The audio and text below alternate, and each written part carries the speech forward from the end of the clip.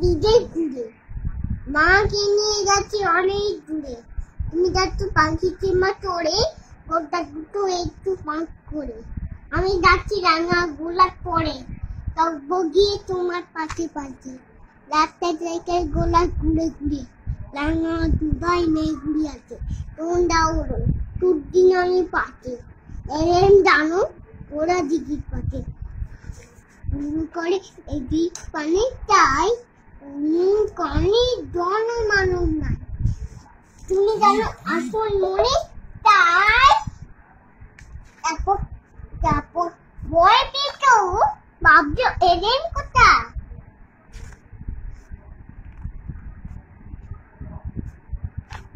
ওই দেখা যায় মরা নদীর কোথা, তোর কাটাতে মাছ দিতে দেখে মাঝখানেটি পর দিতে দিকে। গরু বাতুল নেই কোনো কানে, সন্ধে হতে গেছে গায়ের পানে, সন্ধে হতে গেছে গায়ের পানে। আমরা কোথায় যাচ্ছি হেরেন কেটে দাঁড়ে, অন্ধকারে বারো দেখা যায় না। তুমি জানো বললো, তুমি জানো বন্যু আমায় দেখে টিকিট ধরে ওই টিকিটের আরো তারপর কি এ আধা গুলো পাখির কাছে বনে এমন সময় হারে এমন সময় আরে রে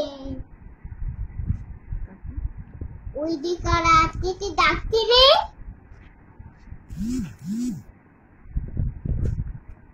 তারপর কি না না তারপর কি তুমি ভয়ে পাখিতে এক করে এখন দেখতে চমক করতো মনে, পেয়ারাগুলো পাখির কাছে বনে পাখিতে কাঁপতে চলো চলো। আমি যেন আমায় দেখে আমি যেন তোমার বলছি দেখে পড়ো, বই থেকে পড়ো। দিদির ডালে আমি তো আছি, ভয় কেন মা করো, আমি তো আছি ভয় গেল মা করো। তারপর হাতে লাঠি আছে আছে লাঠি, মাথায় মাথায় রাখলা চুল, কানে কানে গোলাপ ডবার ফুল।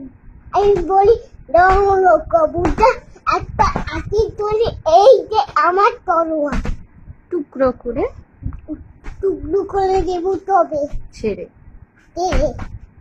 শুনে তারা শুনে চালা লম্ফ চেঁচিয়ে বলে আরে রে রে রে রে।